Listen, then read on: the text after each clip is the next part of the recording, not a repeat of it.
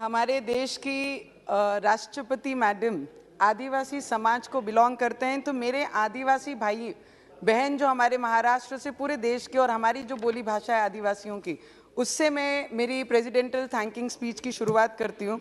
अलागे सभी को माइचो बाइचो डाइचो, अलागे प्रधानमंत्री के राष्ट्रपति का सबू को सदन को राम राम राम राम। प्रेसिडेंटल जो स्पीच हुई, पहली बार देश के एक आदिवासी क्षेत्र से आदिवासी महिला को इस पद पे लाकर, मैंने बहुत सारे लोगों का ये स्पीच सुना कि महिलाओं का आरक्षण बिल ये सदन में आना चाहिए।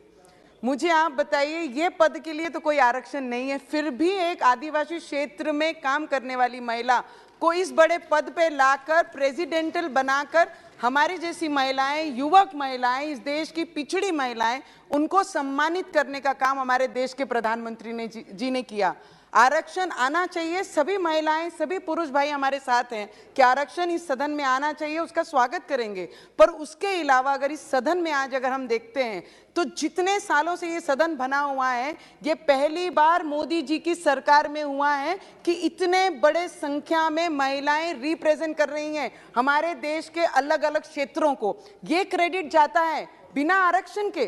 कोई भी पार्टी, जितने साल ये पार्टियों ने राज किया हमारे देश में, आज तक आरक्षण के बिना उन्होंने महिलाओं को इस पद के लिए या फिर इस पार्टी से टिकट देकर इस सदन को रिप्रेजेंट करने का कभी मौका नहीं दिया। वो दिया है तो भाजपा गवर्नमेंट ने और हमारे आदरणीय नरेंद्र मोदी जी ने, ये सभी को एक्सेप्ट करना ही पड़ेगा। जितने भी लोग आरक्षण की बात कर रहे हैं, हमें तो गर्व महसूस होता है जब ये नंबर्स यहाँ पर देखते हैं। सर, मोदी जी पर बहुत सारे लोगों ने अलग अलग बातें कही हैं, उसके अलावा मैं ये चीज बोलना चाहूंगी, कपड़ा, रोटी और मकान और स्वास्थ्य और हेल्थ के ऊपर अगर किसी ने इस देश में पहली बार प्रधानमंत्री जी ने ग्राउंड पे जाकर लोगों से बात कर कर, चर्चा कर कर, वो एम्स को रिलेटेड हो या अपने आवास को रिलेटेड हो या किसान के निधि के लिए हो या किसान को कर्ज माफी के लिए हो या विद्यार्थियों के स्कॉलरशिप से लेकर हो या विद्यार्थियों के साथ स्पोर्ट्स में हो, क्रीड़ा क्षेत्र में हो, हर क्षेत्र को अंडरलाइन करके इस देश के प्राइम मिनिस्टर जी ने, ये देश का हर व्यक्ति आगे बढ़ना चाहिए, ना कि पॉलिटिकल बैकग्राउंड को बिलोंग करने वाले लोगों को आगे बढ़ाने का काम उन्होंने नहीं। उन्होंने एक काम किया है, जो जरूरतमंद है, जिन्हें आवाज नहीं, उन्हें आवाज देने का काम किया है। किसानों को कर्ज माफी करके उन्हें आगे बढ़ाने का काम किया है। किसानों को वर्षाना जो 6,000 रुपया दिया वो देकर उनको मदद करने का काम किया है। हेल्थ सेक्टर में और एम्स देकर, मेडिकल कॉलेजेस देकर, अब आने वाले समय में प्रेसिडेंटल स्पीच में जो नर्सिंग कॉलेजेस देकर आने वाले समय में सिस्टर ब्रदर्स को और उपलब्ध कराने के लिए, उनके लिए जो फैसिलिटी दी जा रही है, जॉब्स अपॉर्चुनिटीज बनाई जा रही हैं, उन्हें भी ध्यान रखना चाहिए। सभी ऑपोजिशन वाले जब भी बोलते हैं तो यही चीजें टारगेट करते हैं कि मोदी जी को किस पॉइंट पे पकड़ना है, किस पॉइंट पे। मैं आपको इतना बताना चाहूंगी कि डिजिटल आज देश में अगर कोई लाया है तो ठेले वालों से लेकर, भाजी वालों से लेकर, बड़े व्यापारियों से लेकर, प्राइवेट सेक्टर में लेकर डिजिटल अगर कोई नॉन लोगों में कराए, रूरल एरिया में भी लोड गाड़ियों पे, ठेलों पर आज क्यूआर कार्ड करके स्कैन करके आप 50 रुपए 20 रुपए देना भी अगर किसी ने इस देश को सिखाया है तो वो मोदी जी ने ही सिखाया है। टैक्स ईमानदारी से अगर भरना है, अगर वो किसी ने सिखाया तो हमारे मोदी जी ने ही सिखाया है। सर, हमारे महाराष्ट्र में 33 महीने की गवर्नमेंट थी, सरकार थी। आमच्या महाराष्ट्रामध्ये 33 महीन्याची सरकार में हनुमान जी का नाम लेना और राम जी का नाम लेना बहुत बड़ा गुनाह था। पर आज हमारे डिप्टी सीएम साहब, हमारे उप मुख्यमंत्री और मुख्यमंत्री शिंदे साहब की सरकार में जो राम का नाम लेगा, जो हनुमान का नाम लेगा, वो देशभक्त होगा, उनका सत्कार हमारे महाराष्ट्र में होता है। आज वो सरकार है। सर, प्रेसिडेंटल स्पीच में जेल का अनुभव है सर मुझे, 14 दिन का।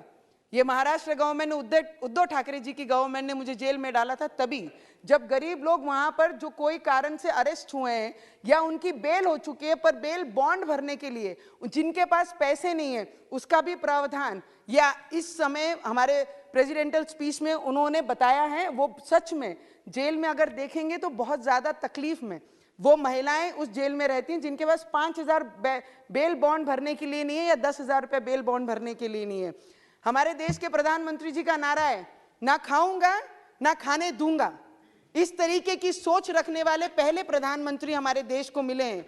सर, कई लोग भारत जोड़ो निकले थे। सर, वेरी इंपॉर्टेंट, क्योंकि हम देश के युवा एज ए रिप्रेजेंटेटिव है, ये बोलना बहुत जरूरी है। कई लोग भारत जोड़ने निकले थे। मुझे बताइए, भारत के इस देश के लोगों ने कभी भारत को टूटने दिया? कभी टूटने नहीं दिया। जो जोड़ने निकले थे ना, कोई चीज टूटी नहीं तो उसे जोड़ने कैसे निकल सकते हैं? ये पहला प्रश्न उनको मेरा है सदन के माध्यम से।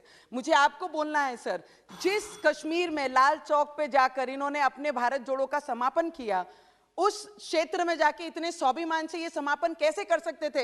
अगर हमारे गृह मंत्री ने 370 इस सभागृह में लाया नहीं होता और 370 हटाया नहीं होता, तो इतने स्वाभिमान से ये जाकर अपना भारत जोड़ो का समापन वहां नहीं कर सकते। सर, थैंक यू सर, बहुत जरूरी है सर। सर सर सर मुझे ऑपोजिशन के कई लोग, मुझे बताइए, देश के बड़े बिजनेसमैन व्यापारियों को, टाटा हो या अंबानी हो या अडानी हो, ये कितने लोगों को रोजगार इनके माध्यम से इस देश के मिला है?